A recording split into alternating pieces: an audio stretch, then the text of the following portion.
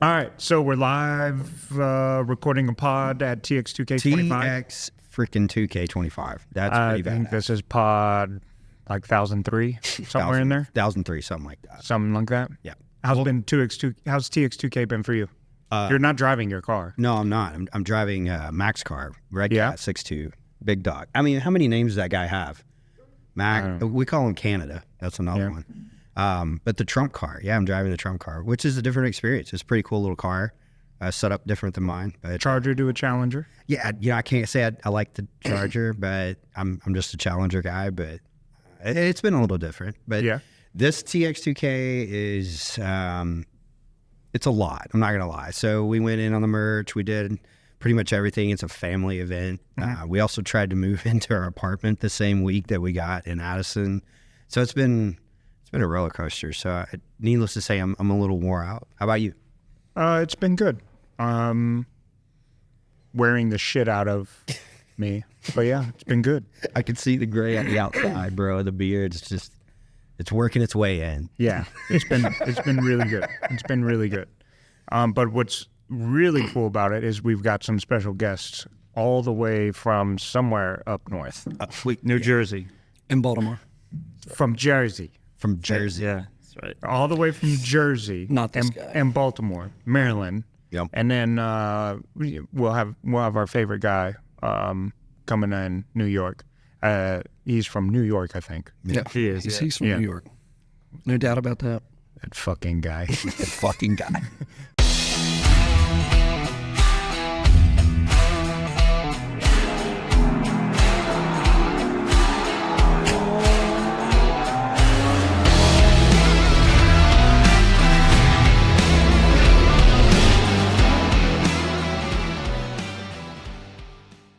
That fucking guy. He gave me a fucking gift. Right here, the chair, for everybody looking. It is Fat Tony approved. It's braced in every aspect. So it will guarantee He doesn't like that F word. his weight. So thank you for the gift of a reinforced chair. So we've got Ripatuned out here. Super exciting things happen for them. Yeah. Well, let's pause. Dude, by the way, thank you for saving my TX2K24 by shipping the No problem, buddy. for the 4.5. That was it. That yeah. was fucking clutch. Clutch. That was super clutch. We took third. Didn't even expect to qualify like really high any, but we did well. Awesome. It was awesome, dude. Yeah. Thank you. No problem, man. Yeah, that came in clutch on getting that brick. It had the day, I think it was Monday, it broke. Yep. So that was It had super you awesome. puzzled it for like 24 hours. You couldn't figure it out. Yeah, because the car was great, and then it just started running like shit. Yep. Trying to figure out what the Pulls fuck. up in the bottom of that plenum, and that's it. Yep. And we're like, man, fuck this thing. Yep. So then he had to turn to the OG. He was like, he said, turn it You up. need to call the pros. Yeah, call the professionals. He's like, turn it up, and we're going to blow it up at TX2K. And I'm like, dude, we're not even off the dyno, and I think it's blown up. So we crammed a shit ton of nitrous down that thing. I liked it though. Yep. Still likes it. These motors are all nitrous. They do. Well, I mean, I wonder why that is. But I guess the most important thing here, there was records broken today, sir. Yep. There was. And I witnessed it firsthand. You probably had the best seat in the house. I had the absolute best seat in the house because I left that dude in the dust and I watched that Trackhawk chase that Charger down in the rear view on the side. And I was like, hell yeah, but he's going to get his Trump on Trump crime. It was a Trump on Trump. For sure. We had to line that up. So you had Trump on both sides. So that was a Trump on bunch of American freedom going down It the was, track. dude. And what a great story that is. And by the way, thank you for saying, hey, pull back here and let's go down the track. Yeah, That was the best idea. That was That was awesome. cool. Next time we won't overheat. The fan took a shit. I said there was water everywhere. I was like, he definitely, something happened there. I didn't figured it was water. It was, it was weird. It just stopped working under the tunnel. Yep. Started overheating real quick. Well, I didn't That's say what happens. that. It was meant to be this way. It was. Yeah. Yep. Love it. And I'm glad it happened that way. So it was cool. No, it was super cool. I got to see you get out of the car at the end. You were like, what were the times? I was like, shit, dude, I don't know. I was Were my veins popping out at that dude, point? your fucking head was blue. And I was like, Jesus, this guy's pumping. I know that feeling. Yeah.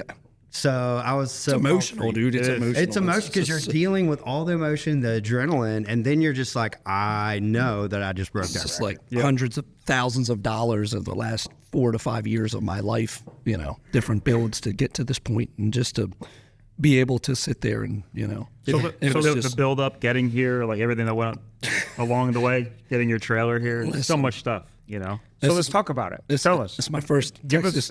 us the lead up to what it took to at least run that number. I know what it takes to get a car to run a number. Tell us your experience on getting there. I'll first tell you my trip to get here, and then I'll get into that.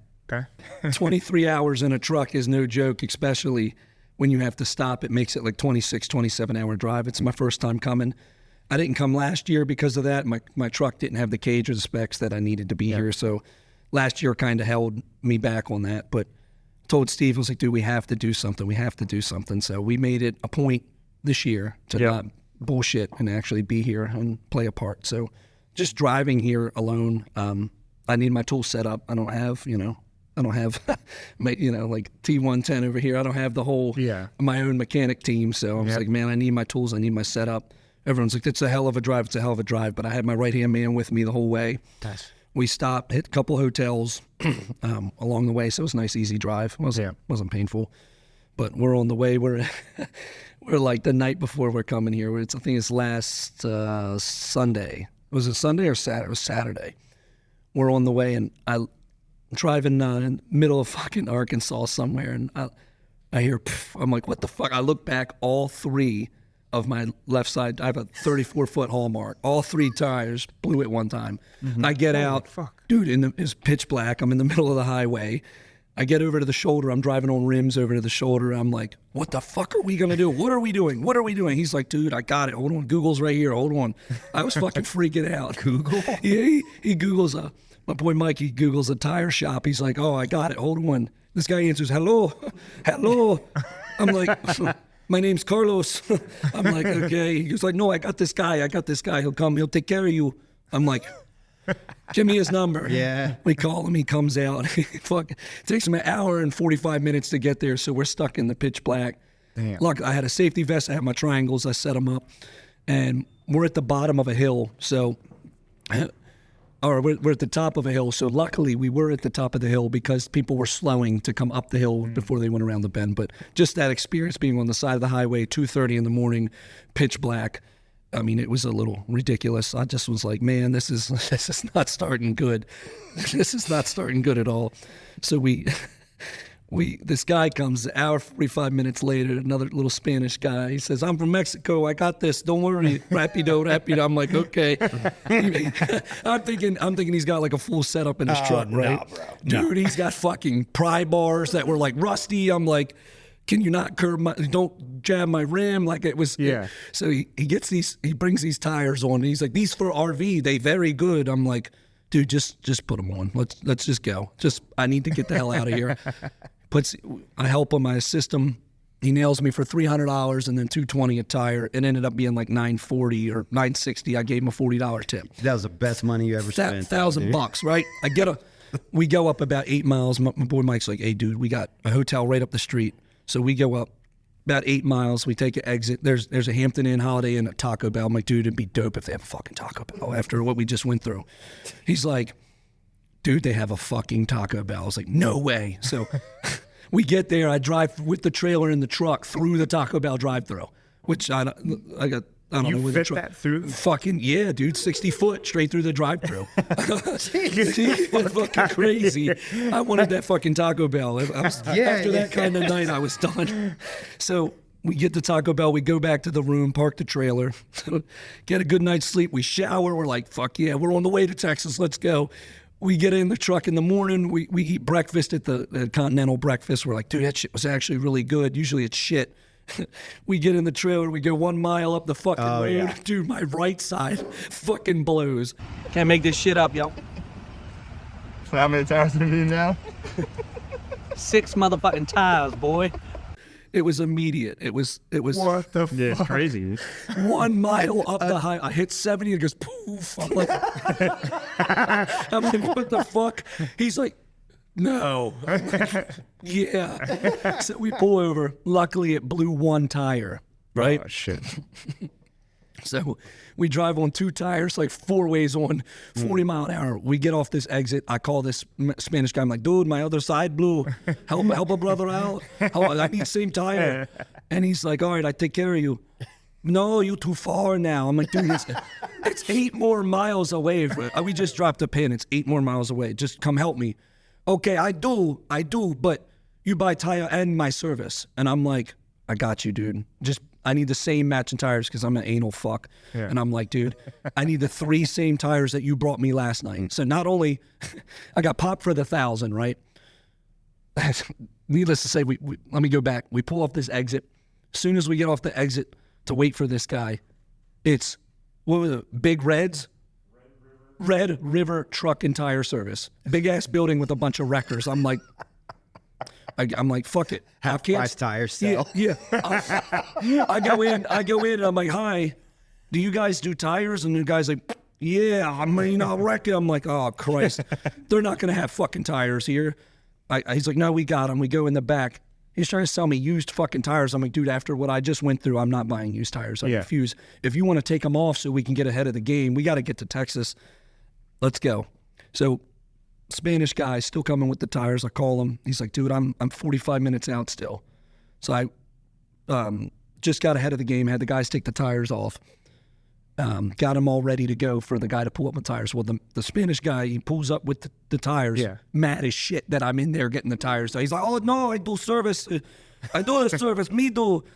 I'm like, oh, man, I'm sorry. I was like, I'm just trying to get ahead of the game. I'm running late. Help a brother out. He's like, I $220 a tire. So he's already taxing me on the tires. I knew that because we're Googling them and they're like fucking Nan Chungs. I don't even know what they are. I don't even know what the tires are. Matching Nan Chung. Yeah. Well, we get to fucking, we get the tires from him. He still tries to bang me for the $300 service charge. And I'm like, no, I'm not. So he's about to pull off with my tires after I waited an hour and a half for this guy with my trailer sitting there. He did have the upper hand there. Dude, Yeah, he did. you had no choice. So I already paid the guys $185 to rip the tires off, right? They said hour labor, $185. I'm like, fuck, you guys, man. I was like, thanks for the Southern hospitality. I appreciate it. I think you guys are great. Arkansas's different. Fucking built different. Dude, those guys are weird. So the Spanish guy's like, no, you give me 300. So we were going back and forth. I was like, I give you 200. He's like, okay. So I get the tires off his truck. I'm just delighted that I have tires. We get them on. We fucking throw them on. Trailer performs beautifully. We get straight. We come straight here. Yeah. It was great. But the ride here, just needless to say, 6 fucking trailer tires, right? We get here. We do qualifier number 1, right? Guy goes, hey, how you doing, man? You got a fucking drywall screw in your sidewall right at the fucking line. I'm like, Brandon. Is that true? Oh, Yeah, it's the truck then. Yeah. on my fucking Hawk. That Brand tire new. is brand. It still had a fucking new. sticker on it. Still had a sticker on it because I blew my drive shaft out at MIR before the season ended, and the drive shaft I didn't have loops on at the time. So when it flew out, it cracked my rim. It blew my tire. It hit my with my fuel cell. It hit everything. Dude, it hit my wire harness. It fucked some shit up. It fucking destroyed shit. Well, when it did that, it popped that tire. So I had to take my weld, took it to rim alloy, wheel repair, got it fixed, got it popped on, put a brand new fucking tire on it. It's the same fucking tire I just replaced, like literally at end of August.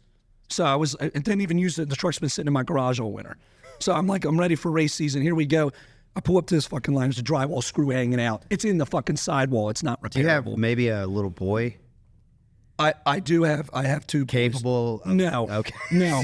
Because that sounds like some shit my It kids would happened do. here bro. in the parking lot. I've actually picked up a couple screws here. Yeah, so I fucking go over to the Mickey tent. All right, it's fucking tire crazy. I go to the Mickey tent. I'm like, look, dude, I got this screw in the sidewall. Guy's like, no problem. Let me check. Oh, we don't have any here. Summit bought us out of stock on those tires. They are the most popular fucking tires over the last 5 years. The 315, 50, 17. I'm like, all right. Go to Summit Tent. They got it. I go over to Summit Tent. I'm like, either like, oh, we're 40 minutes away. We're doing runs. We'll have it 9 a.m. I'm like, oh, fucking, all right. Shit's starting to go good. I order 1 tire. The Summit guy, I look at my credit card, right?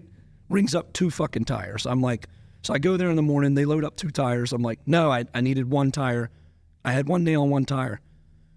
Needless to say, took the tire back. I'm going to get a refund for that one. took it over to the Mickey tent. They slapped it on, no problem. So shout out to them. That was awesome. But then one of the guys over there, one of the tire guys, like the helper, he starts educating me on the Hawk, like, oh, you need to use these on beadlocks only, but are you using beadlocks? And I'm like, I'm looking at this fucking cat like, dude, just put the fucking tire on, man. At this point, you have no idea.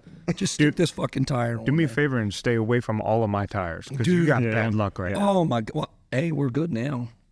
You bought enough tires. You had to pay the tire gods. There's no one in the world that deserved today more than me. Dude. I'm telling you now. Fucking tires. The fucking tires. Now, needless to say, the Mickey was $500. So it was $2,000. I had to overpay the Spanish guy. So I'm in 22 fucking hundred on the trailer tires, and then I had to bust out another $500 for that tire. So I'm $2,700 in the Just tires to get here. before I even went down the track. I know. I was like, poor guy. I'm just so fucking happy the truck fucking stayed together and performed today. I'm like, what's fuck? I was waiting for a pop, a bang, a fucking dude. I can't believe it stayed together. Dude, like I it was meant to be. That's how it happened. God, That's how it happens. It would not be the same without the story you just told, man.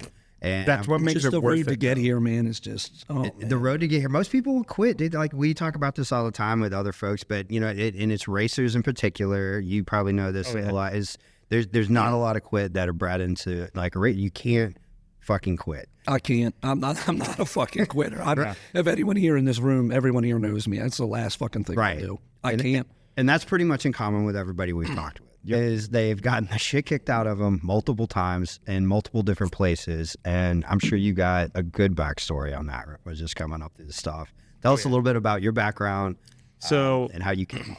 Yeah, so I actually never used to do performance work on vehicles. So it was just a hobby, basically. Me and Mike, who's here with us, longtime friends, Joe, same thing. It was just a hobby at that point. And in 2016, I bought a Hellcat and started playing around with it. I always like modify stuff, obviously. So started playing around with it. And back then, nobody was really like going very fast with them, obviously. Did a couple like basic bolt-ons, whatever. Went to a Modern Street Hemi shootout event, and I smoked everybody there with just a bolt-on Hellcat. Went 9.3 in 20. Was it just not competitive? Not at that time. Not at that time. It was like there's limited parts. Obviously, you could get some stuff from like the 6.1, that kind of stuff. You could get brake kits. I had put 15-inch conversion on it back then, and we went 9.3 on ethanol in 2017 in my car, full weight. It was just like that's pretty freaking fast. Yeah, complete car, just set of 15s on it and just pulleys. That's awesome. And then from there, I had a lot of people start hitting me up, like, what'd you do? Like, how'd you set the car up or whatever? And then from there, it kind of like spiraled out of control, basically, basically like a year later, I had sounds familiar.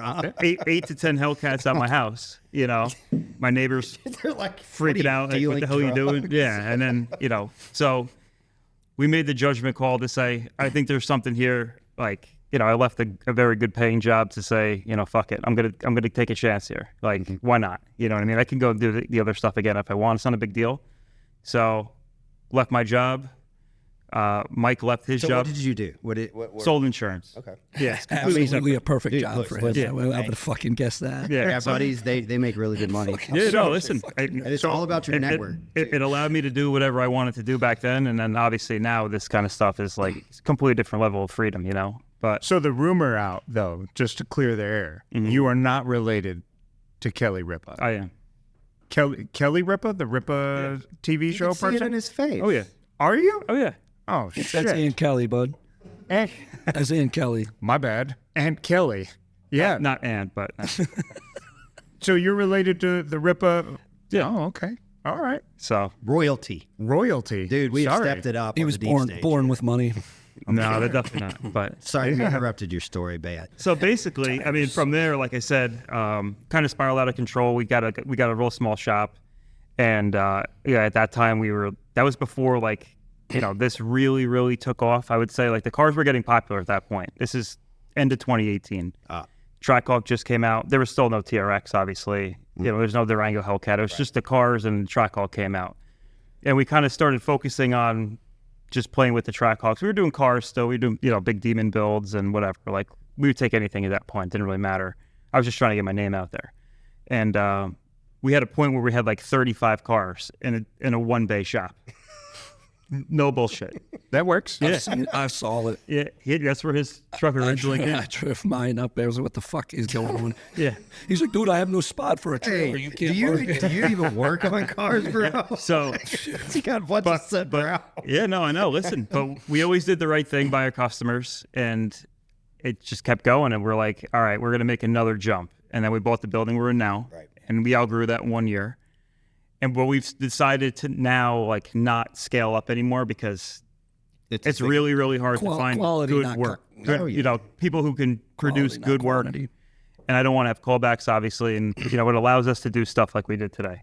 So, and I'm sure you feel the same way. I mean, it's like sometimes, and you got a huge shop now. Like you have more space down here. Jersey's tough. You know? And here's something to mention, and I think this some of our viewers know, some of us don't, but Chris and Steven, these guys are in the same business, they play in the same industry. Yep. And competitors in a lot of ways, but at the same time, definitely sharing ideas. Of course. And one of the coolest other guys, like from a Mopar perspective, there's a very short list of the top 3, and there's two sitting here today. Yeah. So Appreciate that. yeah, for sure. This is from a rookie's perspective that's just getting in the game and did a lot of research, Right. and really got a trashy car. Chris Shop works I won't on, mention. Yeah. you work on any of the ones over at Yellow Belly? Yo, hit up my Hellcat, good. Yes. Hit up my Hellcat, cuz, yo, I need that pulley, son. Dude, Hook me up, bud. so The yellow belly's tough. it's Dude, you a texted tough. me, welcome to the hood. Yeah. I lasted 15 minutes. I said, "Get the fuck No, outta and here." I'm just saying, if you're not set up for Yellow Belly and you're not prepared mentally, just don't. It doesn't work for me. I mean, people with dirty fingernail. I mean, shit was a mess. Fucking shit was a mess. Dirty Fingernails, dude smoking, children drinking Coke. I would have lost my fucking mind. Dudes walking in mud. I'm like, this is insane. Someone parked. What was that Lamborghini? In the mud, bro. Yeah. Yeah. The mud was higher than the tires. I was like, dude, there's no fucking way. What the fuck? People are doing You were burnouts. trying to clean that shit off. There's laser lights. I didn't know what the fuck was going on. You know what that sounds like? RSP on a Friday night. Yeah. What? Who? RSP. Damn. It's RSP on a Friday night. I don't know what RSP. Ours. Oh, okay, boy. so explain. So we're talking. You brought up Let's not crappy give him shops. I mean, more attention than he needs. Let's not hone No, in. I get it. But Because he's it- just a loser. He's not today- worth my fucking time. The thing is, today, that guy's on suicide watch. Yeah. So He's ghost. I don't know where the fuck he went. there's a battle on Trackhawks. Sure. As far as records go. Okay. Okay. Yep. And the OG was me. so they had a record, and then Tyler had a record, and then it went down further Tyler and was further. first in the 8s, definitely. yeah, they started getting popular right around that Right time. around- Like yeah. people started to see him go fast. Like, oh shit, like this might be cool. When you guys put up that video with like Tyler at the end of the line, like that was, Yeah. you guys, I guess you did like a private track rental or something, Yeah. and he said it. Yeah. It was nice. Yeah, that was so that was that part, and then I think it's gotten faster, and there was someone else. I couldn't tell you the name. I'm not good with it, but it's a Which one? white Trackhawk. Pasha Pasha. Okay, came out with that, and then what did he run? It was at the 46. 846. Yeah, 46. So he went 846, and that's what's held the record for a little bit. Right. yeah. No, I beat Tyler's with the 862. Then Pasha beat mine. Yeah, I you held guys the went record 8s for a year. first. You were and the then first in the 8s. he went twin turbo. That's what we did. And then That's it when was I an hit the 862 at Atco. Okay. And then the 862 then got beaten by James Wall at Modern Hemi Shootout at an 858. And that was Trackhawk stripped to its guts, looking like a Honda Civic. That's right. I remember They were pulling the that was exhaust the big off in the nitrous parking one. lot. Yeah, that was when I it was remember nitrous in 3.8. Yes. Okay. Yes. And then it went to turbos in Pasha 8.4, Yup. 46. Plastic doors. and then And then it went to the guy who they pretended like it was like a Dominican Republic. Their team was here today. I actually talked to one of his buddies yeah. from the area, and Tony and I were like, "Hey, look, your track's not 1320. Your track's 12 foot short. So your record, it's not your time." And Yeah. he just looked at us like, I don't know if that was the owner or his friend, whatever, but I mean, if it's not a true 1320, we hit up Jim Lebrecht on Team Trackhawk, and we're like, "Hey, dude," I messaged him personally. "Hey, dude, the fact that he's up here You know what we do to get up on this list. It's not a 1320 track. That Well, one needs an asterisk. It's NHRA certified though. I'm like, I don't know what the fuck. Footage is footage, dude. Like, let's get them off there. Yeah. So Pasha was ahead of me. So then there was Pasha, and then that was an 846, and then you guys just beat it with an 826. 26. Not just beat it. 10. That's Flip yeah. and And to destroy put it. that in perspective, the amount of power it takes to bring one of these things Yep. to go from a 46 to a 26, it's probably about say that. 400 horsepower. I say that all the time. People don't realize It's that. very hard. You want to hit a 10, the target's this big. Yeah. You want to you want to go more and more, you're getting Yeah, it's smaller and just smaller. shrinks. But your gun hadn't changed. Yep. Yep. You're just trying to still hit that target Still from hitting the far target. away. And to cut 2/10, to cut a tenth off is a huge feat. To cut 2/10 off is pretty incredible. It's a lot. Yeah. And I mean, To do it here. With a drywall. Well, so hang on. Minus the drywall. Wait, so it wasn't 2/10 because when was the last outing? You went 8.5? I went. Are you talking about here? No, we went last 49 at MIR. 849 at MIR. 8.49 at MIR. So you cut almost 2. So you cut Two, almost three. 3 off. And that was amazing DA. I believe, and I think it's a 7-second truck, an excellent DA the way it's set up right now. I know it's a big We'll claim. find out tomorrow. And Well, yeah, you got. What are they we'll predicting find out what that tomorrow, DA is going to be. But When we to do our start out, first pass I- tomorrow, should be 93. Should be 93 in the DA. Okay. Yeah. So like when we were running his truck at MIR, when I went a 49, amazing. it was like negative 1250. Oh, okay. Yeah, We get crazy air on the East Coast in the fall. yeah, we won't get there. Not here, but I think 93 in the morning is what it's going to hit, and then go all the way up to maybe 1100 Yeah. by the end of the day. So heavyweight's the first one up. Right? Heavyweight's always first Fucking amazing. first one up. I love that fresh track. Dude, I love it. it's you can rip. I mean, I've made some of my best passes in the morning. I mean the track is cold, but the prep is tight. I'm all-wheel drives. Do you guys want to share about the changes that you had to make to go from an 849 to an 826? You're not going to write it down, are you? No, Oh. just record it.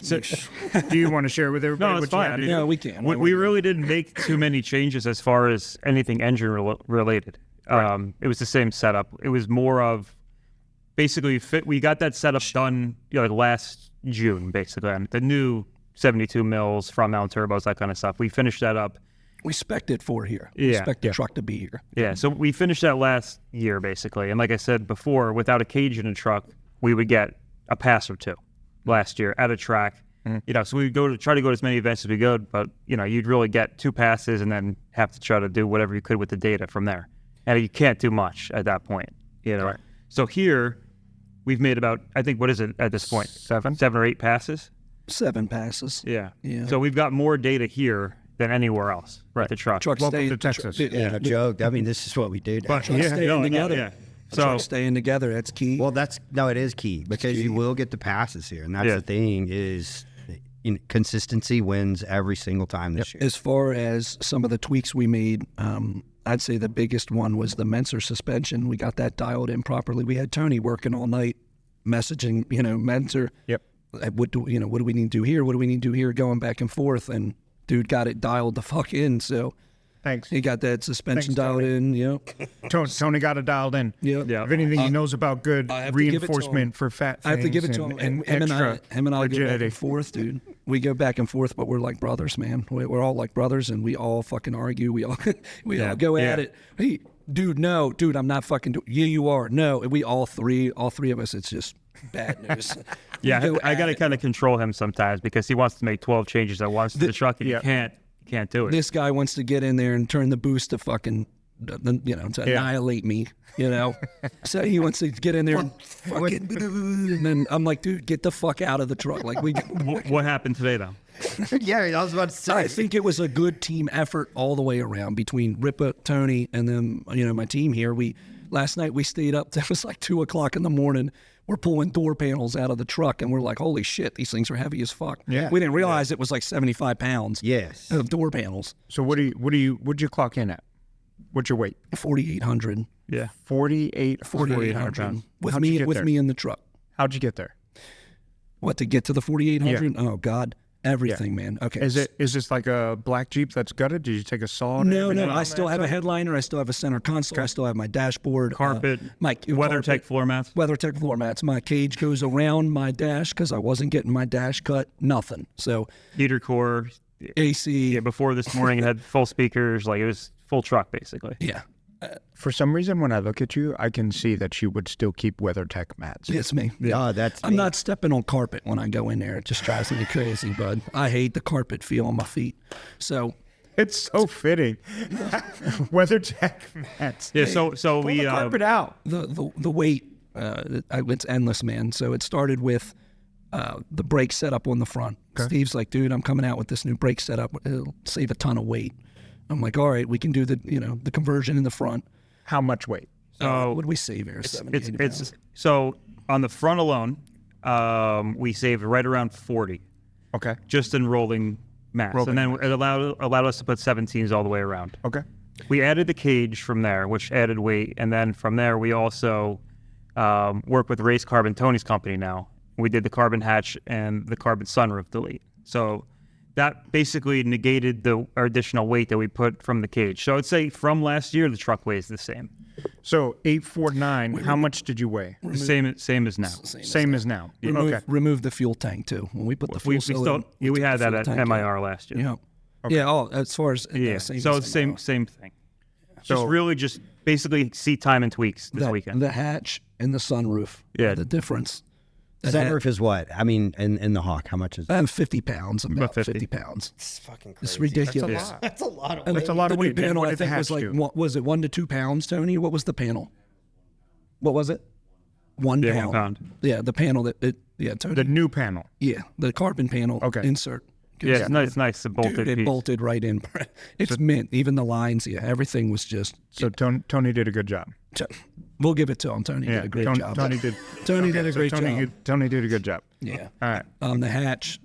How much weight on the hatch? 65 pounds about. 65. So Wow. we so put there's that in. 110. So every 100 pounds. Is, Yeah, that's what I was saying. Like, from last year, it allows you to add the safety equipment you need. If you put those parts Yes. on, you come back to where you were. That's Yeah, exactly which is right. That hatch And then also helps with. Putting the safety equipment in the car allows us to get passes in, because now we can run it on the East Coast in good air, We can just go wherever we want. and we now can without actually get bothering us. passes, and they can't say anything. Because getting kicked out before was the problem. That's all we were doing.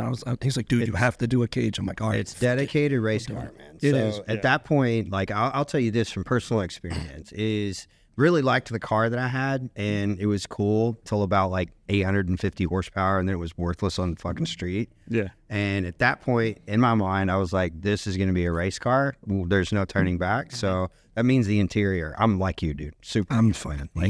It's so bad. And I'm just like, all right, this has to go away, because Chris, when he tears a car apart, he puts it all where his team can go. Everything's the same. It's really nice and neat, but it doesn't look great, right? On the inside, it's a race car.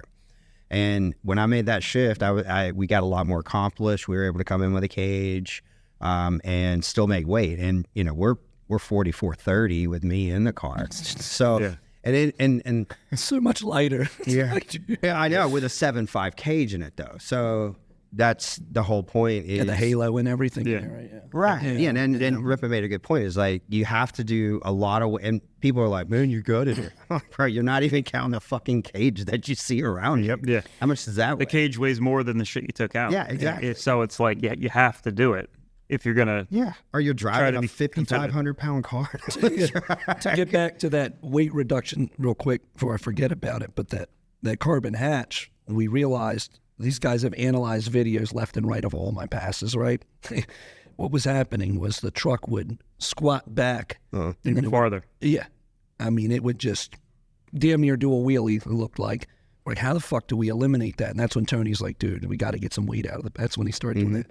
It makes such a fucking difference. Yeah, It or those makes two such a things. fucking difference with that weight. Well, And then off you the have top of the vehicle. the top of the vehicle. It's a worse spot too. So It's Yeah, just like two all good that spots weight's taken off. leaning all the way back. Unload your suspension. It already leans, and even today, like seeing it, the camber. I was like, I was like, he's going, "Boy, good job." yeah. I yelled, "Get her done!" when I went through. Get her done. You were holding on for dear life. That's fucking bullshit. That's what you were doing.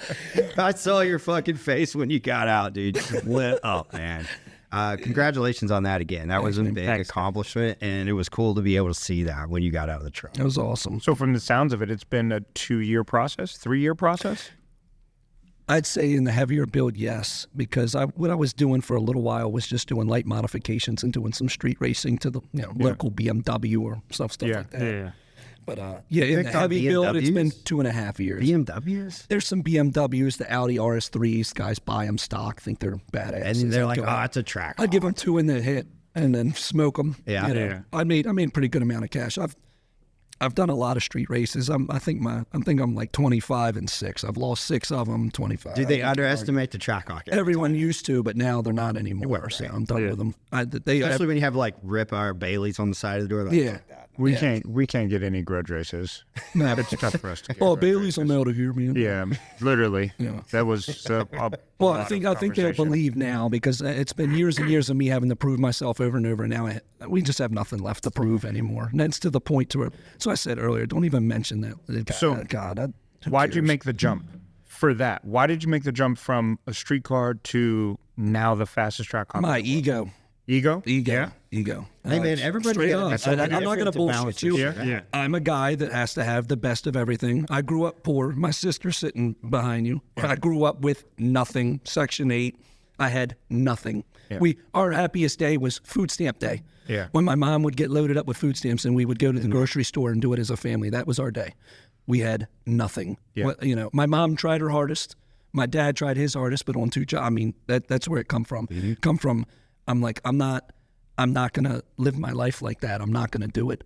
And then when I started getting into things, when I get into something, I go fucking full force. I think it's because my mentality of growing up. Like, I was like, all right, I'm not gonna live my life like that. I'm not ever gonna fucking be in a situation like that. So when I got into it and realized that I had potential and working with Steve, I'm like, man, we could really do something here. So when he would keep pushing me, financially, I was doing so well at the time. So let's just go.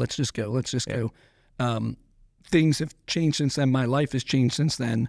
It was starting to wear me out a little bit, but this here kind of gets me, it gets me back into it a little bit. But I would just say straight up, to be honest with you guys, my ego, I'm that guy that has to just be on top. And I've always been that way. Yeah. Or just have the last word. Dude, hard times produce some of the most amazing human beings. And it's one of those things. Here's the thing. Do you have kids?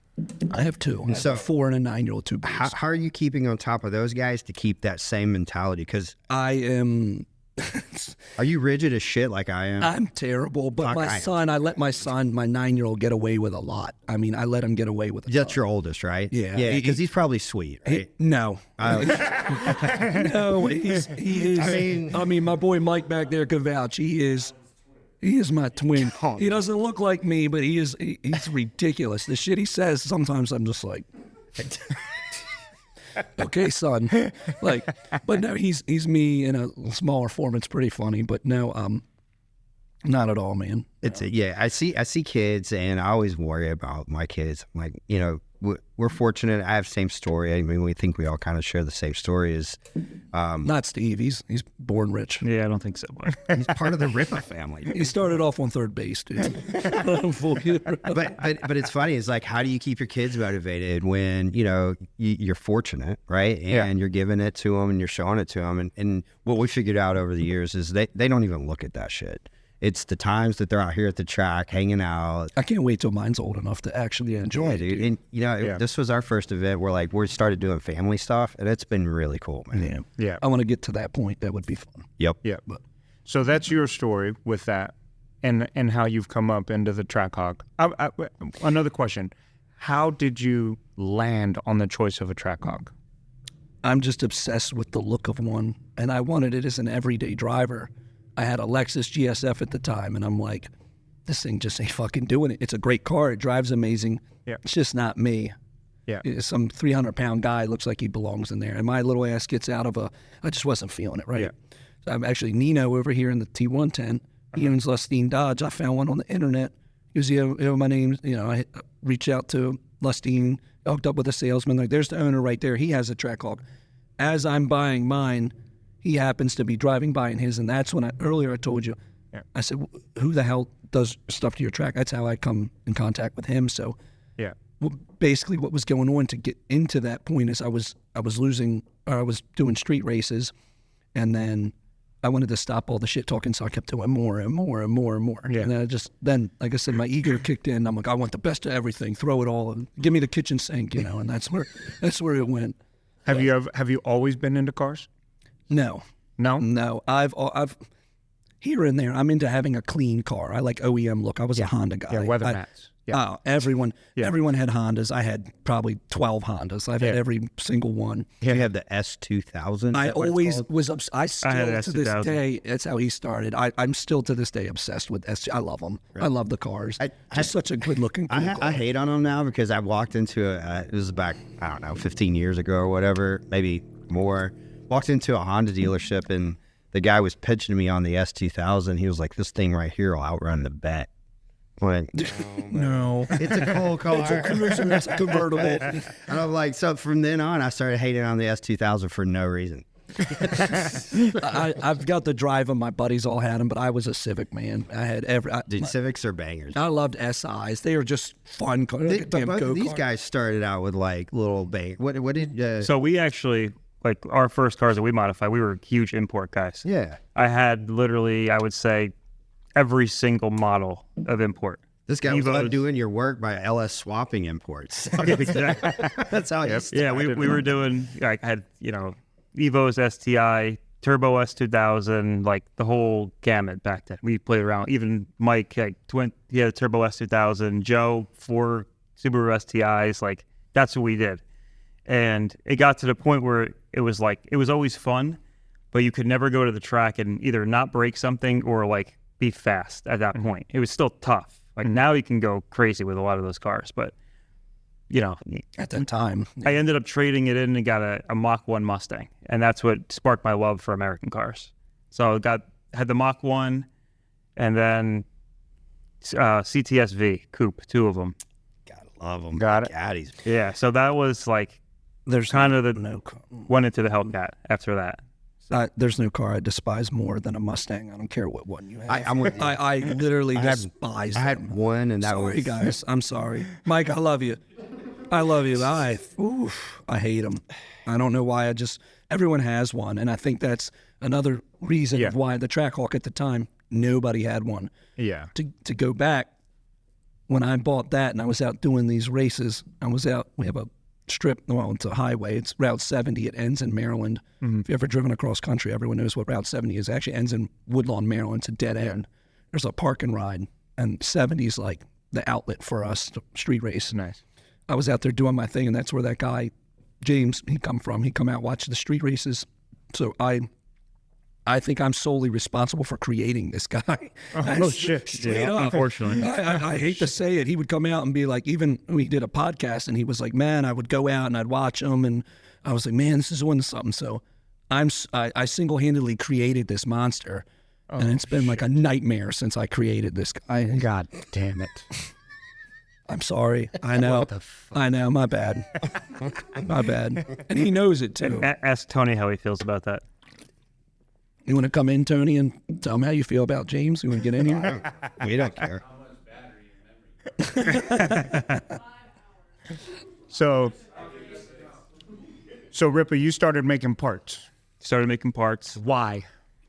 Because back then, like I said, there was really not a lot of stuff for the Hellcats, if you remember. I mean, there's, people were doing an ATI lower pulley. You put a Metco upper pulley. You'd put ID injectors and a Kenny Bell booster pump, and everybody had the same setup, And I figured if I'm going to stand out in this industry, I have to make my own stuff and try to build my own brand. So came out with the Incognito. That was a massive hit at that point. How many units you sell? I think we're right around 9,500 at this point on people's cars. Nice. So, like multi-million-dollar product. It's been fantastic. It's been knocked off multiple times. But at this point, it really doesn't matter. Like everybody knows what it is and where it came from. It just is what it is. So once we did that, I started working with Todd at TBA. He makes majority of my billet stuff. So we were going back and forth, and I just started rattling off stuff. Adjustable idler, we started making the lid, upper pulley, whatever, and from there we said, why don't we twin turbo one of these things? And he was the guy. Yep. Yep. So you're I was their R&D. Yeah. Hey, nice. All together, though. that's right. Nice. The cool thing about that one was, though, it literally came out and it took the record immediately, Yeah. which was fun. Yeah. So we knew, like, at that point, it was a viable thing, and it was still, like, a lot of people, they didn't really believe in it. They're like, it could be a one-hit wonder or whatever I it got was. twin turbo setup coming out, and I'm like, all right, let's do it. I'm looking for something new, so Yeah. Okay. put it on the map. So we did that, and then we did, obviously, the TRX came out, made a twin turbo kit for the TRX. That was huge. We run that on all our fast ones. Same thing with the Durango. We have a bolt-on twin turbo kit now for the Trackhawk and for the Durango Hellcat, SRT, all those. People's biggest question is, why did you decide to go comp turbo? Can you elaborate on it? Because I want to know. Yeah, myself, why so not really, like, oiled turbos. if you're going to send parts in the mail to somebody, you have to make something that's user-friendly and user-installable. And dummy proof. and that eliminates, I would say, 75 to 80% of the major problem with twin turboing one of these is the oiling system. Which leads to more sales, is what Yeah, I mean, okay. So, for instance, on a TRX, we can put a twin turbo kit on one of those pretty quickly. Like, within a day, the truck is done. And they could take it back off and take it to the dealer, and there's nothing touched on the vehicle, which is cool. Yeah, that's It's awesome. Yeah. And Are they oilless? they're oilless. Okay. Yep. So the yeah, grease we turbo, bump them. And literally. yeah. Oh no, I've But seen here's the funny thing is, like, his truck's running them. We got Precision Turbo hitting us up, say, hey, we would love to try a set on your truck. Yeah. But why do most turbos fail? The oiling system. The oiling system, or, like, not spec correctly, too much drive or back pressure, that kind of stuff. They've performed great. Yeah, we have twin turbo kits on TRXs, and the guys have 80 to 90,000 miles on the same turbos. Like, when I hear people say those are garbage turbos, I love hearing it. I just love it. I'm like, Because I greased, You have I no greased idea what right you're by talking them. about. I greased right by them. How often are you having to grease them? it just depends. Like, on a track event, we'll grease them just to I prevent overly grease them. Of course he does. He's gonna, Yeah. this guy. Yeah. I drink one of these and I get under there. He's got a grease guy with a grease schedule. Guys, grease me up. Mike, get under there, grease me up. That's what I saw. Butt ass They're like, naked. I love it, dude. Yeah, but like I would say the average is right around 3,000 miles. So if you're gonna do an oil change, you increase the turbochargers. It's for the average person. It's simple. For me, Sell it like that, which is cool, man. What a great aspect. It works But- good. And it's like, hey, we can have your truck done in a day. It's not an over mod because most people are buying them. They're like, Yeah. well, I don't want to do anything to void the warranty.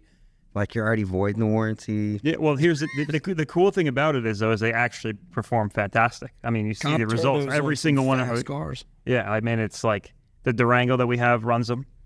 That's the world's fastest. Our TRX runs a grease turbo, the world's fastest. His truck. How do you feel about that, Dan? I mean, Chris. Which one? The grease turbos? The grease turbos. I don't know enough about them. Not the grease turbos. How do you feel that the TRX, the Trackhawk, and the Durango records are over here? Oh, that's great. What are you going to be doing to try to combat that? Oh, well, I'll always try to build a Trackhawk or a Durango that's going to be, and I've got a few down the pipe. Yeah. See, that's what I wanted to hear. But That's what I was that- looking for. But that's I the got a cool few part, down the though, pipe. because if we're just racing ourselves, You're Yeah, pushing sure. each other. Yeah. That's the I whole like that. It's friendly. competition. We win. We win on that end of the deal when these guys are pushing each other. I mean, but it also creates a little bit of a community of people that want to race the things at that point. Oh, yeah. And it has at this point. Trackhawk is, I would say, out of all the Hellcat stuff, the most competitive for guys chasing records. Yeah. For Hellcat stuff. Hellcats? Yeah, at there's this a lot point. of micro records for the Challenger. Yeah, and, just a lot. Trackhawks are getting the first quarter mile in pink shoes. Like, I'm tired of some of these. I'm like, oh my God. I read some of them and I'm like, this is insane. Nah, man, my buddy Cuddy got the fast hawk. I'm like, dude, that's okay, man. All right, dude. Well, if you go on Instagram, everybody has the world's fastest Trackhawk. Yeah. Every Well- bio, world's. Or no times. Yeah. No times. No. Where's your dyno sheet? No times. Then everybody just kind of fades away. So I've seen those forums. It does create a you'll get guys who will probably say, I want to beat Bailey's. And you guys are the guys that I want to choose. And I get guys that say, I want to beat Ripa. And I want you to build the car. And that's just how it works. Yep. And I'm cool with that. It's a great competition thing. What people need to understand is a lot of the shit talking is shit talking. But at the end of the day, It's fine games, man. Tony brings gifts. I fucking love it. I can feel the extra reinforcement. Now I can sit in this chair and it literally hugs me. That's right. I have so much space in this thing. That's right. So this guy sends me gifts all the time. Refill, C4. No, I'm trying to give it to my sister. For a refill? Now give her this. Let her eat that, Mike. Let her have it. Hook her up. Hook her up. She'll love it. So it's good. It's a great competition thing. And I don't think there's that many people that really push that envelope. So I want to ask you something. Mm-hmm. Gatekeeping. As in what? For certain people? Yeah. Absolutely. What has turned... So Ripa's the most, I would say, one of the most hated names in this market. Oh, absolutely. Okay, so you agree with that? I agree. I agree with that. And Okay, to so Tony. Ripa's the most hated name in the market. Yep. Why? I would say because we went against the grain of all the initial Hemi guys that are still like the brotherhood of Gen 3 Hemi. Okay, so talk about against the grain. Ooh. So same exact thing. Me making parts versus buying things and from these other guys, or the tuning aspect, or making the packages that are different than them. Okay. Because it's funny, like we came out with these packages way back when, right? Mm-hmm. And now you see all of these guys, and the shit is literally identical. Mm-hmm. And it's the stuff that we said back then, and they would shit talk us for. And now look at Tim, look at Fast making the same fucking product. Mm-hmm. And they say the stuff's garbage, and then they're selling it to the people like it's better. It's the same exact thing. So I don't have any respect for that, and I appreciate that you never got involved in any of that crap. It's just because it's not cool, What is the status quo that you broke? What's one instance on a status quo that was there that you said, hang on, wait a minute? I would say when we broke the Trackhawk record, because people say Ripa's shit never goes fast. Okay, so that's going to lead into something else. Mm-hmm. Okay, so before that part of saying it's never going to go fast, Right. you were saying that the status quo of things was one way, Right. but you had to do it a different way, which then created you to make the parts. Right. And what kind of things were stopping you to do that, to make you think that? Were people not wanting to share information? Were people not wanting to talk? Oh, absolutely. Who are you? Things like that? Well, I would say perfect example of gatekeeping. I had a very fast Hellcat back in the day. And we went from working with Tim Barth, because he literally, as soon as I created my own business, he just flat out said, I'm not tuning for you anymore. That was it. So whatever. He didn't want anything to do with it. So that was that. So we ended up going with Kurt. And I had my car fully built at that point, 9-inch rear, Magnuson, like your car was at that point. Fully built motor, built everything. 15-inch conversion, cage, yada, yada. He never would let that car run because it was my car, because he was tuning for us. He could never let us be faster than him. So we fired him. Okay. And now we work with Jared, obviously, Comp JLT. And at that point, Jared does not, he just tunes. He doesn't build cars. So there's no gatekeeping. Right. Like, I don't have to worry about him having a faster car than us or whatever. So it works well. Was Jared in the Mopar world? Jared was tuning Mopars before, yeah. But he was not to this scale. Like, he learned to do the twin turbo stuff while we did it. We all learned collectively together. So you had to go outside of the normal Mopar world. Absolutely. To get to, okay. Yeah. Got it. So all of that, because I experienced the same thing. Yep. Everybody was who are you? What is this? Nope, you can't do that. No, we're not. Yeah. Oh, you ask the question and it's like, yeah, I don't know if I'm. Well, they would never give you the best of the best at that point. Right. Even if you would pay for it, you would never get, like, if you bought a motor, you're not getting the high compression, perfect engine that you're gonna win with. You're not gonna get the new Whipple. Yep. Like that was the AJ. AJ got the blower first, did all the testing, got the records. you could never get the blower until he already set the record. They set the record in the middle of the fall in Florida, whatever it was. So at that point, there was no way to ever have a successful business unless you went against it and said, fuck this shit, I'm not doing it. I'm going to go out, I'm going to make it happen. Same thing. Yeah, I've gone through the same fucking shit. No one would give me anything, and that's where we had to build the ground up. And I mean, that's the Magnuson, oh, they'll never do that. We did it. You know, fought with Whipple, got all the Whipple stuff. We did it, and that was that point. Stuff like that. But the driver, which is going to lead me into this next part. The motivating driver for you was the fact that everybody said that your shit was slow. Absolutely. So for everybody, really. Yeah. No, it is. Yeah. So it was the same thing for me that motivated me, which made me start pushing into racing years ago. And because they said your shit's slow and all that other stuff. So you just recently really pushed, 2 years ago? I would say 2 years ago, we actually started getting like a crew of guys together who wanted to start going racing. Okay. So we had our guy, Johnny Caputo. He's got the Durango. Competitive guy. Like Johnny, say it again. Johnny Caputo with the Durango. Caputo. Yeah. Because The current Durango record guy? very competitive. Okay, so He'll burn the fucking truck down at the line to smoke somebody. He doesn't care. So perfect guy. But he understands though, because he has a motorsports background in snowmobiles. And he gets it. Like he understands shit will break when you get to that level. Adam originally, same thing. Like I told him, like shit's gonna break along the way. Now granted, we've never lost a motor or anything in Adam's truck. We've always been conservative. But it's part of the nature of it. And you have to vet your customers if you're gonna go to that level. And I'm sure you feel the same way. Like guys, I want the fastest thing in the world. No, you don't. I'm telling you right now, you don't. Yeah. Unless you're okay with, I'm going to probably need 2 motors a year if you're going to chase a record. You're probably going to need multiple transmissions if we're going to push this thing on nitrous. Whatever it is. Transfer cases, axles, rears. 6 trailer tires and then 1 drag tire. Exactly. Just to get to the race. Christmas song right now. All these guys want the end result, and who weren't, part of the process of it happening. They don't know all the trials and tribulations and of all the shit that had gone on to make it work. Right. Yeah. So it was just cool. Like now we can offer a product that we offer a 1750 kit for a Trackhawk. I can bolt this on your car. These are the parts. It's $100K. People talk shit. Build it cheaper. You're not gonna. Good luck. You know what I mean? Do really not. But we'll put this stuff on your car, the whole build. I'll go to the track with you, and you're gonna run an 8-second quarter mile on your Trackhawk. Your first time. It's happened 5 times now. Yeah. You ever been to Hennessy? No. So You know their business model? I do not know. Very similar to yours. Okay. Yeah. So except they do it on site and they'll warranty the package. Yeah. And they'll put the H1000. Yeah. The emblem. You get the emblem.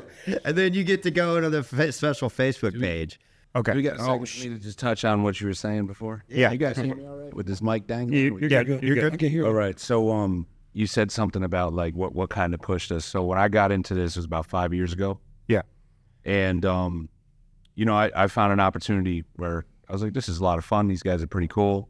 Let's make some cash, right? And the business was structured and it was geared toward somebody who wanted to enjoy their vehicle, the weekend warrior, the guy going out with their wife, maybe the occasional track goer, nothing crazy. No one was really chasing records out of our clientele. Yeah. And it's stuff that pays the bills. Yeah. Well, when you post something online just trying to gain traction, the gurus is what I call them. The fleas. You're not part of the cool kids club, so I'm going to bully you, and I love bullies. Yeah. I eat bullies for breakfast. So that was kind of what pushed it. And I remember sitting with Steve one day, and I was like, yo, we got to go to the track. Yeah. Like, we got to start doing this now because I was at the point where, to be 100% honest with you, I was like, I want to go to the track because I really just want to punch some of these dudes in the mouth. Because they're just blatantly disrespectful. They were making it personal. And, they thought that their ways we're not going to give them nothing. Oh, you want a Whipple? Sorry, you can't have one. Okay, well, then I'm going to twin turbo it and I'm going to blow your doors in. And that was kind of like a huge transitioning point for us because you know how like there's a saying that anything that doesn't suck to get ain't worth getting? Oh, yeah. Yeah. And boy, did it suck to get, man. Yeah. I mean, I'm going to tell you guys, like, I'm sure you know my role, right? And I've dealt with DMs at 3 o'clock in the morning. Oh yeah. Fuck you, Tony. You, Tony. So it's like, That's all he gets. It's a random person. it's crazy. Who are you? Fuck you. Fuck you. And here I am, like, let's do this. You know, so He's the only one who gets these. so DMs. literally, like, I mean, when Adam broke his record today, I'm gonna tell you right now that roof that's on his car was supposed to be on mine. Yeah. Because I was like, nah, He gave you're it to me. going, it's going on your car. That's badass, dude. Way to go, man. Love that team. And I was like, no, that's going on We're your car brothers. because you're gonna get this. Because I'm happier watching Adam break that record. Just 'cause he's always been a ride or die. Yeah. And honestly, I'm that guy that if you tell me I can't, I will. Yeah. I will. And like, you know, it's crazy because like, you know, Mike is like the unsung hero in the background. He's the shop manager, and you know, Steve's obviously the owner of the business, and I'm the dickhead. Ant couldn't make it. He had missed his flight. Yep. You know, so there's so many different dynamics between the four of us, but when we come together, it's unstoppable. Dude. And we do what we got to do, man. That's so Makes you bad. love this stuff. Yeah. It makes you want to do it more. And that's the thing, is like when you get a group of guys together, and I can tell you from this experience just with Bailey's race team, dude, you know, guys fluctuate in and out, but there's always that healthy competition within the group and then outside of the group. Yeah. And it makes you want to go a little bit further. I mean, Like look at Caputo today. Beautiful pass. I'm taking it back. Yeah, I mean, You know what I mean? Dude, it makes it fun though. Caputo. it's funny. Good luck, pal. What's amazing, what I've said before on so many podcasts, is like, you guys don't really realize how often us shops talk. Yeah, exactly. Like me and you went at it. You and I DM and all it was, the I was like, time. I Yeah. like this DM guy each who's other. coming at me. Like, this is fun. You know, like, and there's people that literally are at home thinking this is real life. Oh, I Like, know, dude. oh, there's going to be like, what are you talking about, dude? Like, we're joking around. I know. This is just what you do. I mean, So we got into the grudge world, and Tori NYA, she manages all of our content, and she produces this podcast, and she does a myriad of other things, shoots the team, all kinds of stuff. But we've been dealing with the same kind of bullshit, just outright like making it personal. But we did find out that most of it is a show. It's all BS. It all spurs from the other shop owners. So it's always the cronies of the other shops. No, it is. oh no, it's the cronies. Yeah. It's 100% the cronies. But it's all funneled from But the they probably don't even have cars. The shop owner doesn't want to say it, so they funnel it down. They let them do the dirty Dudes work. have so much loyalty, like to something that's false. Do you have shit talkers, Chris? I have shit talkers about us. No, for I'm talking us. about 4 years. Yeah, yeah. There's And the worst part is it's probably like self-promoted. You know, it's but the issue. So it's rooted in sports. I know. Yeah, exactly. I know. If you're cheering, loses, if you're a hardcore fucking cheesehead, you're a cheesehead, even though they didn't win a single That's right. thing. That's So right. it's just rooted in the DNA to do that for that. So, you know, they may go out and, you know, they're going to have beers and drinks and go have a steak with the Bears team, but Yeah, everybody else is like, fucked up Bears, right? The problem with it though is in this specific community, especially because I look at all the other stuff that goes on here, and you see all these other brands of vehicles, and there's guys from all the other places helping each other, getting shit done. In this specific community, it's very malicious. oh yeah. Because of, in my opinion, gatekeepers. I agree. And that has been the biggest motivator for me. So when I first met Z, I had to lie to Z. Yeah, he told this story, dude. I had to lie to down the Z hole. for the tuner because the word around was that I couldn't build a Hellcat to save my life. Right. Right. And I wanted Z because I did the same thing. Went through a bunch of tuners, all this other stuff, yada, yada. I can put a car together, no problem. Finding someone specific to work out the ECU stuff is important. Every person needs to have their job in the business, right? I can't be a tuner, installer, and all the other stuff. And same like for you. I agree. You have to. I want to pay a professional. You have to have 100% focus on building my motor, tuning this car, Right. having track support, you know, building whatever it is, whoever you pick, as long as you have faith in them, and you know, and they can put 100% effort into this stuff, and you trust them. I'm cool with that. Someone else dropped off this car at Z's house to get it tuned, and I showed up to pick it up, and I was like, "This is our build. What'd you think?" I was, "You did this?" I said, "Yeah, this is pretty good." And he goes, "It's really good." I said, "Okay, so can we work Can we together? play ball? Can we work together? Because I really want you." But that's how I had to get in. Is that who does your tunes? Z. Z does your Yep. Yeah, ZH Tunes.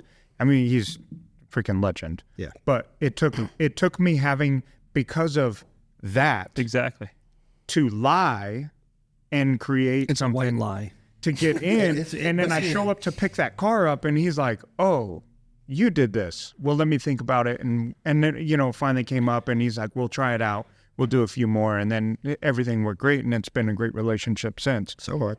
Yeah. And, you know, I attest a lot of what we're doing to Z's ability for that, you know, but the mechanical side of them all stay together. But it has to be that you have to have the guys dedicated to what they're able to do and let them perfect their craft so the bigger picture can be successful. Cool. Agreed. Well, look, we wrapped the show. We're close.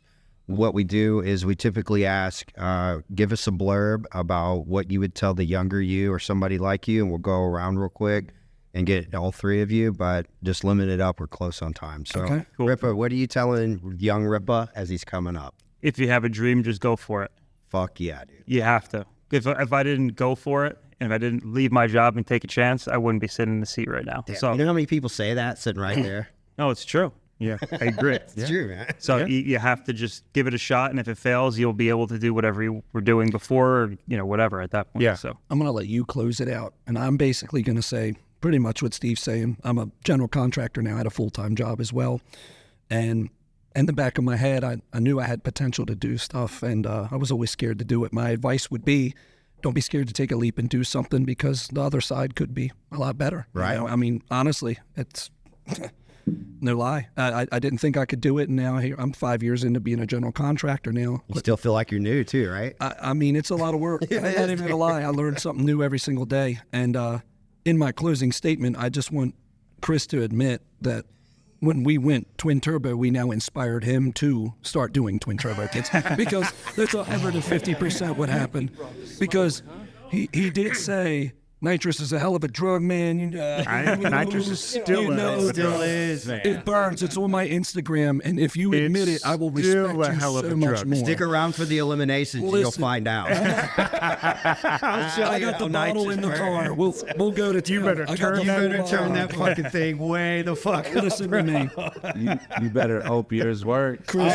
That'll work off the Because if you trailer, lose, man. we got no giggle. Chris, I need you to hone in on that real quick before we. Turbos were in the future. I had to perfect what I needed to perfect on the computer side of things, because you guys are doing leash, and I think there's AMS, and I'm doing something a little differently. E-boost at the start. oh, well, originally e-boost. E-boost. Yeah. Now it's some of them have highway dominators on them, but So his is still on. I would needed to perfect that To get before to I cut the tie, Yeah. because then I would have.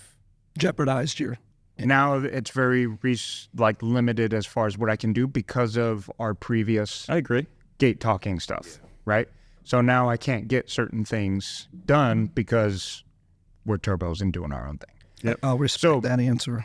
So yes, turbos. You didn't bow definitely- down to the He didn't man. bullshit. At least you were up front. Adam yeah. jacked my inspirational moment. Thank Yeah. you, Adam. So turbos for sure were definitely in our future, but trying to perfect it and trying. But to isn't it get a shame right. that you had to have the gatekeep? You couldn't just do it before. You can't, and that's the problem. Exactly. Yeah. That's the problem with the community as far as what it is you can't.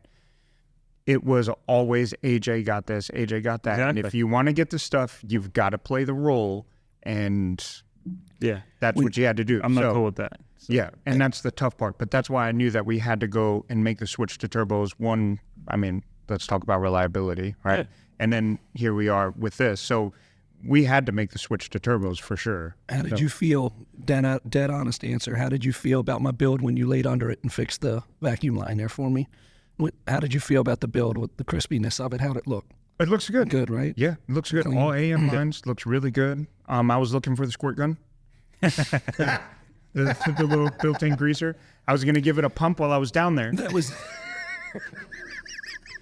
I squeezed something, but I don't know what I squeezed. I know what you squeezed. It wasn't a grease gun. Whatever you squeezed, it worked. He slept well that night, I guess.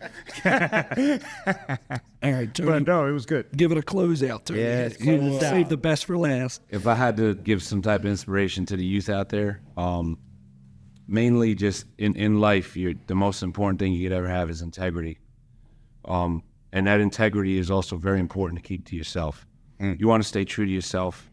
if somebody tells you something and you're still just believing it's different in your heart, you got to follow that. And you got to always make sure that you maintain your integrity and be true to yourself in everything, whether it's relationships, goals, everything, because otherwise you can't build a house with a bad foundation. If you're building it on lies, it's just over. Yep. That's right. So if you just keep pushing forward and don't surround yourself with those kind of people, you know, birds, they could fly anywhere in the world, right? But they still come back. I say the same thing about those people hanging out in cul-de-sacs. Yep. Get out of your comfort zone, do your thing, and just follow them dreams, man. That's right, man. Nice. Way to go. Great pod. Way to go. Way to It was good. go, man. Yeah. Thanks. Well, congratulations, guys, again. Appreciate You it. guys fucking killed it. Good job. Thanks, man. Yep. Enjoy it for a moment, because I'm gonna come after that. Well, of course. You already knew. I was going to drill you if I got here sooner. You're gonna be in the video. You know, hey man, I was just wondering how are those intake manifolds doing? You finally gonna go Okay. Instagram handles. You guys want to share them? Sure. Oh, Okay. So I was holding up. ours Sorry is pretty, ours about pretty that. simple. Just Ripatuned. Okay. So hang on, bro. Oh, God. Close it up. Okay. Academy. Remember the whole thing about integrity? All right. All right. So that wraps up the TX2K25 edition of the pod. If you like this, subscribe. Deep Stage Podcast, YouTube, Instagram, TikTok, and Spotify, and whatever else is going to come up in the future. Make sure that you like, subscribe, Deep Stage Podcast, and follow the guys over here at Ripatuned. Yes. We've got a handful of them that some of you may know or may not. You may know one because everybody says fuck Tony, but so you may already have that one. We're going to start a trend. But we'll start Let's over do it. here. Hashtag fuck Tony. Hashtag fuck Tony. Let's make that hashtag great. So Where we'll do you start buy over here. hashtags? We've got Like, let's get a- Steve. Yep. Steve, go ahead. So ours is just Ripatuned. Pretty simple. It's just a shop name. Same thing on Facebook business page, YouTube. We have it's pretty streamlined. Got it. So Which is his last name with tuned behind it. And he happens. Just to let everyone know. Yeah. Okay. Got it. All right, got it. My handle there is _Trackhawk _. And for the carbon fiber trap. stuff, it's racecarbon.us. So, you know, So you're the creator of the carbon trunk and hat. that is me. That is my business. That is There you my go. stuff, Yep, but, perfect. we all work together. Got it. It's a beautiful thing, you know. Yep. Mine's super simple. I don't have a business page, but I do the Jeep on Instagram. It's GapHawk1226. Where did white chocolate come from? Yeah. At that car at our show Boy. one day when he first came in, this dude came in looking, you know, I think it was like a Nelly CD in the car. Oh, Sticker on the front. I see that. No, I fucking see that. It was Shaggy. It wasn't me. I'm waiting for him to get out, but his visor turned. it was pretty sideways. funny. I'm like, who is this? It was sitting in the shop with the sticker on it, and Tony's like, "What the fuck Fuck does this is guy this look thing?" like? Who the fuck is this guy?" I can only imagine. White. It was it Big Daddy white chocolate on Yeah. the front windshield. I'm like, this guy's. Stop. Did you really add him? Oh yeah. Oh yeah. Oh yeah. I have a bunch of alter egos. Big Daddy White Chocolate's one of them. There's also But Chaz you don't put Wellington. it on the front of a fucking Fuck track. no, Hawk. dude. I'm a wild guy, man. I'm a wild guy. What the Big fuck? Daddy White Chaz Chocolate. Wellington? Chaz Wellington, yeah. I do local news and shit. I used to do local news. Great weather reporter. Yeah, dude, I got to show you that video. It's fucking funny. Oh, fuck. But no, a couple alter egos. That was one of them, and I was like, dude, I gotta name it something fucking hilarious. Big Clifford. I had a red Ram. It was Yeah. Clifford. I had all kinds of names for all my vehicles. Yeah, Champagne Rain was my buddies. I named it for him. That's killer. Yeah. Mine was Big Daddy White Chocolate. You got the short end of that fucking stick, bro. Champagne Rain. I may need help naming the demon because picture I like still can't Champagne name the Rain. demon. I will name it for you. Let me name it. Hey, for you. I think I can't name we that gotta- motherfucker. I know. We got to do something online. What kind of car is Champagne 3 Rain? years. Let me guess. Was it like a 2005 300? It was a 2002 8-foot bed Triton V8. Oh, there you go. Ford F350 gas. It was fucking long as shit. It was like literally 40 feet I thought it was long. going to be like an Acura CL or dude, something. Something worthy of champagne. It finally blew up, and then he got a silver F-150. I was like, dude, that's Storm. He was like, oh, dude, that's amazing. I can't fucking name it. You're non-naming And it. Chris, we can name yours Period Blood. I think that'd be a good fucking name for your fucking right off the top of my head. Didn't even have to think about it. I'm out. That's it. Bye.